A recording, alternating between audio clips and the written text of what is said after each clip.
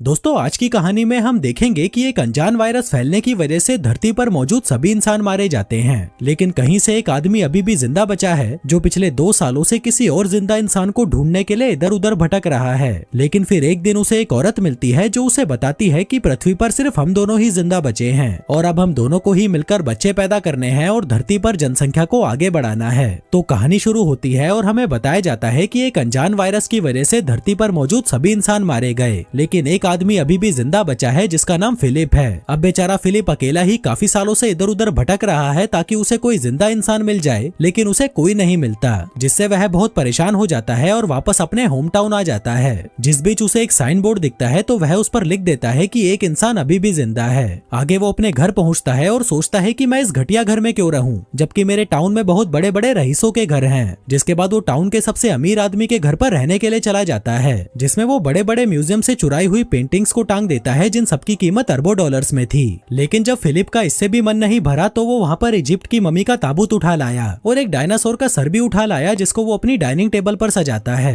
फिर रात को सोने से पहले वो ऊपर वाले से बार बार हस्त मैथुन करने के लिए माफी मांगता है जो वो पिछले 2 सालों से कर रहा था। फिर अगली सुबह वो टॉयलेट जाता है लेकिन उसमें पानी नहीं आ रहा था, तो वह अपना पिछवाड़ा धोने के लिए बहुत सारी बिस्लेरी की बोतल उठा लाता है। फिर पेट खाली करने के बाद उसे भूख लगी थी तो वह एक सुपरमार्केट में जाता है जिसके दरवाजे को खोलने की बजाय वो उसे बंदूक से उड़ा देता है। फिर अंदर आकर वो अपने लिए बहुत सारा खाना लेता है, लेकिन तभी उसकी नजर वहाँ रखी गंदी मैगजीन्स पर जाती है जिसको वह ठूस ठूस कर अपनी ट्रॉली में डालता है और वहाँ से निकल लेता है। रात को वह $10,000 की वाइन खोलता है और ऊपर वाले को शुक्रिया करता है, जिसके बाद वो 2 बार हाथ गाड़ी चलाता है और चुपचाप सोने चला जाता है। फिर अगले दिन फिलिप अपना टाइम पास करने के लिए घर के महंगे महंगे सामानों को बर्बाद कर देता है, लेकिन जब इससे भी उसका मन नहीं भरता तो वह एक महंगी मस्टैंग को एक सस्ती कार से भिड़ाकर विस्फोट कर देता है, क्योंकि वो बेचारा कब तक अपनी हाथ गाड़ी चलाकर टाइम पास करता। अब ऐसे करते करते कुछ दिन बीत जाते हैं और हम देखते हैं कि फिलिप का घर एक कबाड़ खाना बन चुका है, और वैसे भी वो इस घर को क्यों ही साफ करता, ये घर उसका थोड़ी ना था। आगे वो एक रबर के पूल को दारू से भर देता है और उसी में नहाता है, उसी को पीता है। इसी बीच अचानक उसे जोर का टॉयलेट आ जाता है, लेकिन उसके टॉयलेट में कबाड़ भरा पड़ा था, इसलिए वो अपने लिए एक नया कमोड बनाने की सोचता है। वो एक स्विमिंग पूल के फट्टे को बीच में से काट देता है और वहीं पर हगने बैठ जाता है।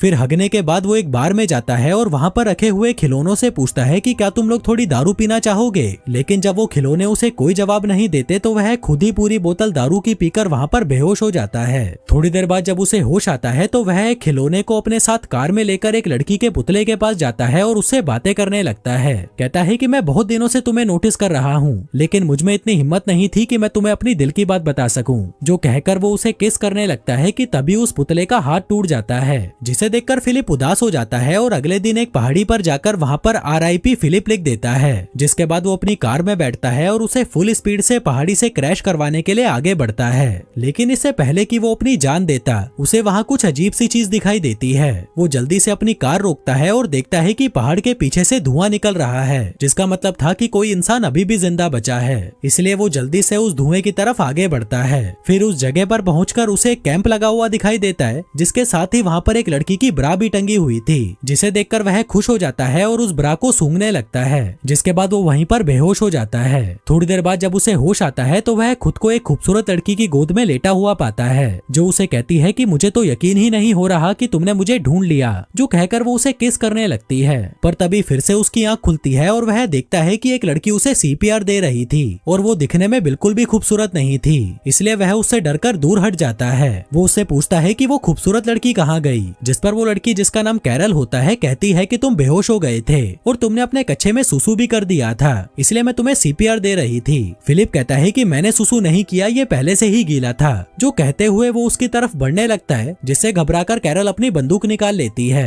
कहती है कि पहले तो मेरी ब्रा नीचे रखो और ये बताओ कि क्या तुम एक अच्छे इंसान हो। वो कहता है कि हाँ मैं अच्छा हूँ, तुम मुझ पर भरोसा कर सकती हो।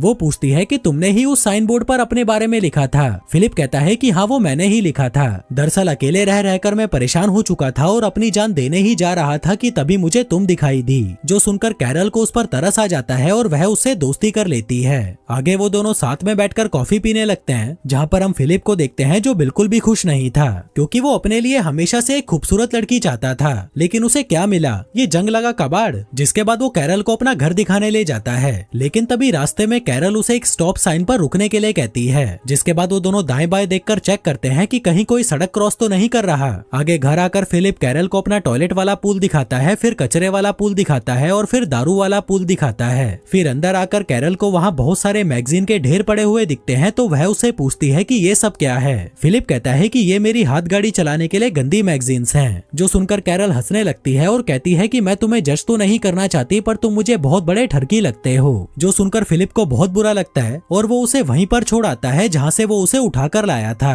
फिर अगली सुबह जब उसकी नींद खुलती है तो वह देखता है कि कैरल फिर से वहाँ पर आ गई है और उसके घर का कचरा साफ कर रही है। फिलिप कहता है कि आगे से जब तुम मेरे घर का कचरा साफ करने आओ तो मुझे बता कर आना। जो सुनकर कैरल को गुस्सा आ जाता है और वह फिर से वहाँ पर उस कचरे को फैला देती है। फिलिप उसे रोकने की कोशिश करता है तो वह कहती है कि हमें इसे साफ करने के लिए क्लीनर चाहिए, जिसको लेने के लिए वो दोनों सुपरमार्केट पहुंच जाते हैं। तभी फिलिप अपनी कार को हैंडीकैप लोगों की पार्किंग में खड़ी कर देता है, तो कैरल उसे कहती है कि ये जगह हैंडीकैप लोगों की है, तुम अपनी कार कहीं और खड़ी करो। जो सुनकर फिलिप को गुस्सा आ जाता है और वो कहता है कि कहीं तुम पागल वागल तो नहीं हो, इस दुनिया में हम दोनों के अलावा कोई और है ही नहीं, तो यहाँ पर हैंडीकैप इंसान कहाँ से आएगा। कैरल कहती है कि जो भी हो, पर तुम अपनी कार को कहीं और पार्क करो। अब फिलिप का दिमाग घूम चुका था, तो वह अपनी कार को सीधा सुपरमार्केट के अंदर घुसा देता है। फिर रात को वह अपने खिलौने दोस्तों से बात करने बार में जाता है और उन्हें बताता है कि अब मैं इस दुनिया का आखिरी इंसान नहीं रहा। मुझे लगा था कि मुझे एक खूबसूरत लड़की मिलेगी जिसके साथ मैं रोज मजे करूंगा, लेकिन मुझे क्या मिला, ये सड़ा हुआ करेला कैरल। फिर अगली सुबह जब वो बियर से कुल्ले कर रहा था,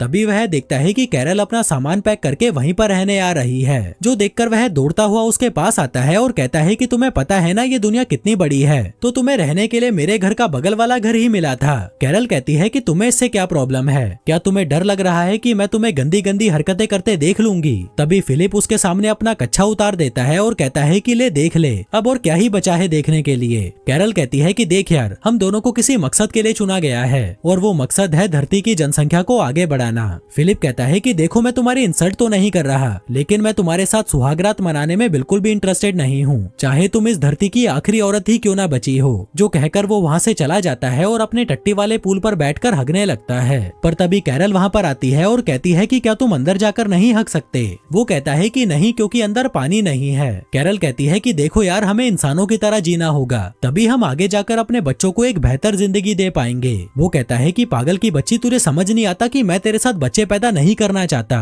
वो कहती है कि ठीक है, लेकिन मुझे खाने के लिए फ्रेश फ्रूट्स और वेजिटेबल्स चाहिए, क्या तुम्हें नहीं चाहिए वो। फिलिप कहता है कि मुझे इससे कोई फर्क नहीं पड़ता। तभी कैरल अपनी पॉकेट में से एक टमाटर निकालती है और उसे चिढ़ाते हुए खाने लगती है। वहीं उसको टमाटर खाता देख फिलिप भी 2 साल पुराने डिब्बे में पैक टमाटर खाने लगता है, लेकिन उसे वो खाने में मजे नहीं आ रहे थे, तो वह रात में चुपके से कैरल के गार्डन में घुस जाता है और उसके सारे टमाटर खा जाता है। फिर अगली सुबह कैरल उसके घर पर आती है और पूछती है कि क्या तुम्हें टमाटर खाकर मजे आए, जिस पर वो उसके मुंह पर मुंह कर जाता है और कहता है कि मुझे नहीं पता तुम क्या बोल रही हो, जिस पर कैरल उसे आतंकवादी बोलकर लंगड़ाती हुई वहाँ से जाने लगती है। फिलिप उससे पूछता है कि तुम्हारे पैर को क्या हुआ। वो कहती है कि जमीन से पानी निकालते वक्त मुझे चोट लग गई। अब उसकी ये हालत देखकर फिलिप को उस पर तरस आ जाता है, इसलिए वो उसकी पानी का जुगाड़ करने में मदद करता है, जिसमें वो एक वॉल्व से पानी के पाइप को जोड़कर पानी को कैरल के घर तक ले आता है, जिसे देखकर वह बहुत खुश होती है और उसे रात को डिनर के लिए इनवाइट करती है। फिर रात में डिनर के दौरान कैरल फिलिप को बताती है कि तुम्हारे औजार को देखकर मुझे पूरा यकीन हो चुका है कि ऊपर वाले ने हमें धरती पर जनसंख्या को आगे बढ़ाने के लिए मिलवाया है। फिलिप कहता है कि ठीक है, अगर तुम इतना ही जोर दे रही हो तो आज रात को हम कर ही लेते हैं। कैरल कहती है कि नहीं, मैं तुम्हारे साथ तब तक सुहागरात नहीं मनाऊंगी जब तक तुम मुझसे शादी नहीं कर लेते। जो सुनकर वह हंसने लगता है और कहता है कि तुम मजाक अच्छा कर लेती हो। वो कहती है कि नहीं, मैं मजाक नहीं कर रही, क्या तुम ये चाहते हो कि इस धरती पर पैदा होने वाला पहला बच्चा नाजायज हो। फिलिप कहता है कि तुम ये शादी क्यों करना चाहती हो, जबकि इस चीज का कोई मतलब नहीं है। वो कहती है लेकिन मेरे लिए मतलब है, अगर दुनिया खत्म हो गई है तो इसका मतलब ये नहीं कि हम अपने रीति रिवाज भूल जाएं। अब फिलिप को किसी भी हाल में उसके साथ इंटीमेट होना ही था, इसलिए वो उसके साथ शादी करने के लिए मान जाता है। कैरल कहती है कि पहले तो मुझे अच्छे से कहो अपने घुटनों पर बैठकर, जिस पर फिलिप अपने घुटनों पर बैठकर उसे प्रपोज करता है और कैरल उसे हाँ बोल देती है। लेकिन उसकी हाँ सुनकर फिलिप को बिल्कुल भी खुशी नहीं होती, तो वह डिनर को आधे में ही छोड़कर वहाँ से घर चला जाता है, जिसके पीछे पीछे कैरल उसके लिए खाना लेकर आती है। कहती है कि तुम्हें पता है अमेरिका का राष्ट्रपति मर चुका है, इसलिए अब हम दोनों में से ही किसी को राष्ट्रपति बनकर देश की कमान अपने हाथों में लेनी होगी। वहीं फिलिप जो उससे बहुत ज्यादा परेशान हो चुका था, कहता है कि तुम ही बन जाओ राष्ट्रपति। वो कहती है कि मैं नहीं बन सकती क्योंकि मुझे लोगों के बीच भाषण देना नहीं आता, इसलिए उन दोनों की सहमति से फिलिप को राष्ट्रपति बना दिया जाता है। फिर फिर अगले दिन कैरल स्टोर से अपनी शादी के लिए कुछ सामान लेने जाती है। वहीं फिलिप अपनी बैचलर पार्टी एंजॉय कर रहा था, जिसमें वो बहुत सारे टिश्यू पेपर्स को इकट्ठा करके उसमें आग लगा देता है। जिसके बाद वो फटे पुराने कपड़े पहनकर चर्च में पहुंचता है, जहां कैरल ने चर्च को बहुत अच्छे से सजा रखा था और खुद भी वो बहुत अच्छे से तैयार होकर आई थी। फिर शादी के दौरान जब रिंग पहनाने की बारी आती है तो फिलिप शादी की रिंग लाना ही भूल जाता है। दरअसल वो ये शादी करने में बिल्कुल भी इंटरेस्टेड नहीं था, जो देखकर कैरल गुस्सा हो जाती है और शादी को बीच में ही छोड़कर वहाँ से चली जाती है। तभी फिलिप उसके पीछे पीछे उसके घर पहुँचता है और उसे दरवाजा खोलने के लिए कहता है, लेकिन जब वो दरवाजा नहीं खोलती तो वह उसके दरवाजे को तोड़ देता है। फिर अंदर आकर वो देखता है कि कैरल ने अपने घर को बहुत सुंदर सजा रखा था, क्योंकि वो अपनी शादी को लेकर बहुत ज्यादा एक्साइटेड थी। जिसके बाद वो कैरल को देखता है जो सड़ी हुई शक्ल लेकर एक कमरे में बैठी हुई थी। फिलिप उससे माफी मांगता है और कहता है कि मैं सच में रिंग के बारे में भूल गया था, अगर मुझे याद रहता तो मैं पक्का लेकर आता। वहीं कैरल भी उसे माफ कर देती है। जिसके बाद वो दोनों अंगूठी लेने के लिए एक ज्वेलरी शॉप में जाते हैं, जहाँ से वो बहुत सारी अंगूठियां उठा लेते हैं, जिनको एक एक करके फिलिप कैरल की उंगलियों में पहना देता है और उससे शादी कर लेता है। फिर रात को जब सुहागरात मनाने की बारी आती है तो कैरल उसके साथ इंटीमेट होने की बजाय रात भर उससे बातें करती रहती है। फिर अगले दिन से कैरल भी फिलिप के साथ वो सभी चीजें करती है जिसको करने में फिलिप को बहुत मजे आते थे। जिसके बाद वो कैरल को अपनी एक्स गर्लफ्रेंड से भी मिलवाता है, जिसको देखकर कैरल को उससे जलन होने लगती है तो वह उसे उठाकर बाहर फेंक देती है। फिर खूब मौज मस्ती करके जब वो दोनों घर की ओर जा रहे थे तभी चौराहे पर उनकी कार एक लिमोजिन से टकरा जाती है। फिलिप जल्दी से उतरकर उस लिमोजिन को देखने जाता है कि कहीं उसमें कोई इंसान तो नहीं है, और तभी उसमें से मेलिसा नाम की एक खूबसूरत लड़की नीचे उतरती है, जिसे देखकर फिलिप के तो होश ही उड़ जाते हैं। वहीं कैरल भी मेलिसा को देखकर बहुत खुश होती है और फिर वो तीनों उसकी कार से फिलिप के घर पर जाने लगते हैं, जहाँ रास्ते में फिलिप मेलिसा को घूरे जा रहा था और उसको पटाने के लिए उसकी छोटी छोटी बातों पर खिलखिलाकर हंस रहा था। मेलिसा बताती है कि मैं वो टाउन के बाहर लगे साइन बोर्ड को पढ़ के यहाँ पर आई थी और पिछले 2 हफ्तों से यहाँ पर कुत्ते की तरह भटक रही थी, लेकिन मुझे यहाँ पर कोई नहीं मिला। जो सुनकर फिलिप सोचने लगता है कि मुझसे कितनी बड़ी गलती हो गई, ये लड़की तो कैरल से पहले यहाँ पर आई थी, अगर ये मुझे पहले मिल जाती तो मैं इससे ही शादी करता। तभी कैरल भी मेलिसा को बता देती है कि हमने भी 1 हफ्ते पहले ही शादी की है। जो सुनकर मेलिसा चौंक जाती है और कहती है कि यार तुम तो बड़े तेज निकले। वहीं ये शादी वाली बात फिलिप को बिल्कुल भी अच्छी नहीं लगती और इससे पहले कि कैरल उन्हें कुछ और बताती वो कार की बीच वाली खिड़की को बंद कर देता है। इसके बाद वो तीनों घर पहुंचते हैं, जहां मेलिसा उसके घर में लगी हुई महंगी महंगी पेंटिंग्स को देखकर हैरान हो जाती है और कहती है कि मैं बहुत थक गई हूँ, मुझे रेस्ट की जरूरत है। फिलिप कहता है कि तुम मेरे घर पर आराम कर लो, हम बहुत सारी बातें करेंगे और साथ में मिलकर खूब मजे करेंगे। पर तभी कैरल कहती है कि अगर मैं होती तो उसके घर में बिल्कुल भी नहीं रुकती, क्योंकि फिलिप इस घर के पूल का इस्तेमाल हगने के लिए करता है। जो सुनकर मेलिसा कहती है कि ठीक है, मैं अपने लिए कोई दूसरा घर ढूंढ लूंगी। फिर जाने से पहले कैरल उसे डिनर के लिए इनवाइट करती है, जिसके लिए वो मान जाती है। तभी कैरल उसे गले लगा लेती है। वहीं फिलिप जो ऐसे मौके कभी नहीं छोड़ता, वो भी उनके बीच में घुस जाता है और जाकर मेलिसा को पीछे से चिपकने लगता है। फिर शाम के समय जब डिनर की तैयारी की जा रही थी तभी फिलिप वहाँ पर अपनी दाढ़ी काट कर आता है, जो देखकर कैरल चौंक जाती है कि जब उसने कहा था तो फिलिप ने उसे दाढ़ी काटने से मना कर दिया था। दरअसल वो मेलिसा के साथ इंटीमेट होने की नाकाम कोशिश कर रहा था, जिसके लिए वो कुछ भी करने को तैयार था। फिर रात में जब सभी डिनर टेबल पर थे तभी फिलिप मेलिसा को घूरे जा रहा था और अपने आप को कोसे जा रहा था कि उसने इतनी जल्दी शादी क्यों कर ली। जिसके बाद वो मेलिसा की हर बात में हाँ मिलाने लगता है, जैसे कि जो मूवी मेलिसा की फेवरेट थी वो फिलिप की भी फेवरेट थी, जो खाना मेलिसा का फेवरेट था वो उसका भी फेवरेट था, जो कार उसकी फेवरेट थी वो उसकी भी फेवरेट थी। दरअसल वो ये इसलिए कर रहा था ताकि मेलिसा को लगे कि इन दोनों के बीच में कोई कनेक्शन है। फिर डिनर खत्म होने के बाद कैरल फिलिप को अपने साथ मस्ती करने के लिए बुलाती है, लेकिन फिलिप का बिल्कुल भी मन नहीं था तो वह उसे मना कर देता है और कहता है कि मेरे पेट में दर्द है। कैरल पूछती है कि तुम मुझे एक बात बताओ, कहीं तुम मेलिसा से आकर्षित तो नहीं हो?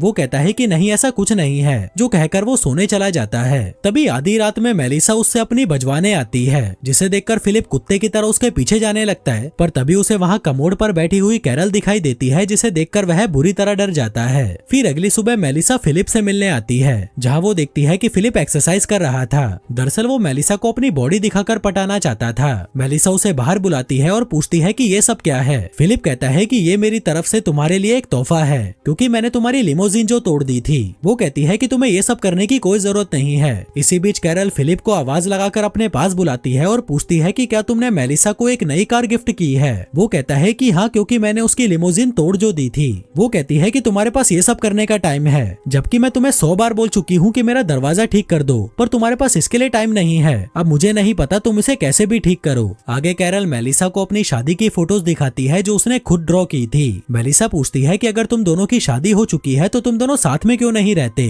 वो कहती है कि नहीं, मैं उसके साथ नहीं रह सकती, वो बहुत गंदा है। मैंने उसके साथ शादी सिर्फ धरती पर जनसंख्या को बढ़ाने के लिए की है। वहीं जब फिलिप दरवाजा ठीक कर रहा था तभी मेलिसा उसके पास आती है। वो कहती है कि मेरे पास एक जनरेटर है जिससे हम बियर को ठंडी करके पी सकते हैं, इसलिए तुम शाम को कैरल को लेकर मेरे घर पर आ जाना। लेकिन फिलिप अकेले ही उसके घर बियर पीने पहुंच जाता है और उसे कहता है कि कैरल की तबीयत खराब है इसलिए वो नहीं आ सकती, जबकि इसने कैरल को बताया ही नहीं था कि मेलिसा ने इनको बियर पीने के लिए इनवाइट किया है। फिर बातों के दौरान मेलिसा उसे बताती है कि मैं पिछले 2 सालों से किसी मर्द की तलाश में भटक रही हूँ, क्योंकि मुझे भी मजे करे काफी साल बीत चुके हैं। मेरी भी कुछ जरूरतें हैं जिन्हें मैं पूरा करना चाहती हूँ। फिलिप कहता है कि हाँ, मैं समझ सकता हूँ, ये सब नेचुरल है। मेलिसा कहती है कि मैं तुम दोनों के लिए बहुत खुश हूँ कि तुम दोनों साथ में हो। भले ही तुम दोनों में अनबन चलती रहती है पर तुम दोनों साथ में तो हो, जिसकी मैं बहुत इज्जत करती हूँ। वहीं फिलिप उसे ये बताने के लिए तड़पा जा रहा था कि मैं कैरल से बिल्कुल भी खुश नहीं हूँ। मैं तो तुम्हारे जैसी किसी लड़की के साथ मजे करना चाहता था, पर मुझे क्या मिला, ये सड़ा हुआ कचरा।